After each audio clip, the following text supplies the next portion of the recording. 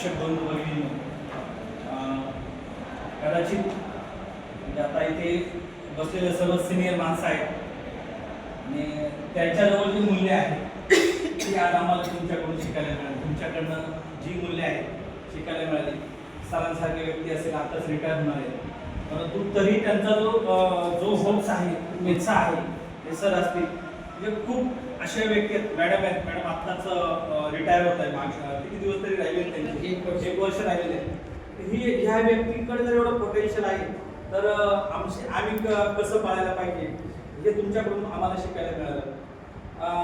त्यानंतर म्हणजे या ठिकाणी ज्या व्यक्ती पहिल्या टप्प्यामध्ये आलेल्या आहेत, दुसऱ्या टप्प्यामध्ये येणारे पण व्यक्ती आहेत, परंतु पहिल्या टप्प्यामध्ये ज्या व्यक्ती जात असतात त्या तयारीच जात असतात असं मला वाटतं. तर त्यांनी येऊन या ठिकाणी चांगल्या प्रकारे मार्गदर्शन केलं. आमच्या या उपक्रमांमध्ये, मूल्यवर्धनाच्या उपक्रमांमध्ये सर्वांनी सहभाग घेतला, युनिटीने सहभाग घेतल्यामुळे तुमच्या सहकार्यामुळे हे ट्रेनिंग चांगलं झालेलं आहे. बघा, आत्ताच 2 ते 3 वर्षापासून मी आदर्श शाळा कांचनगाव या ठिकाणी कार्यरत होतो. मॅडम पण बाबू मॅडम तुमची पण आदर्श शाळा आहे.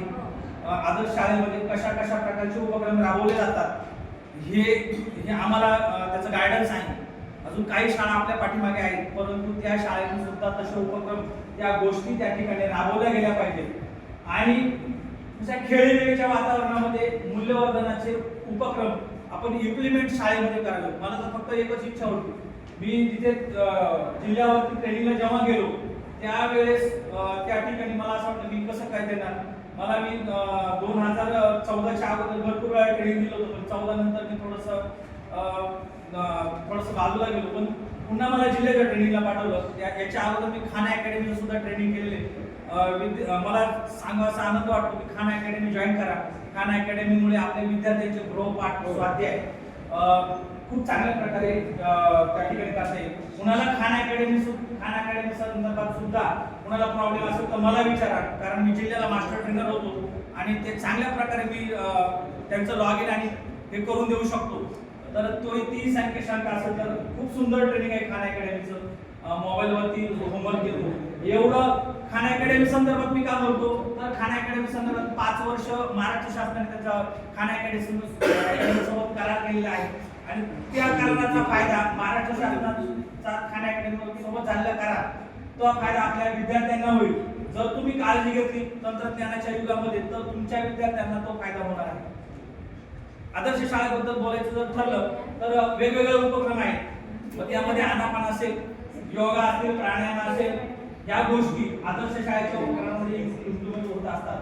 वेगवेगळे हाऊस आहेत, हाऊस असतील, त्यानंतर वेगवेगळे उपक्रम असतील, वेगवेगळ्या प्रकारचे उपक्रम आहेत. तर ते उपक्रम आपण जरी आपली आदर्श शाळा असेल तरी आपल्याला त्या शाळेमध्ये आपण आपल्या शाळेमध्ये राबवण्याचा प्रयत्न करा. नाविन्य चैतन्य निर्माण करण्याचा प्रयत्न करा.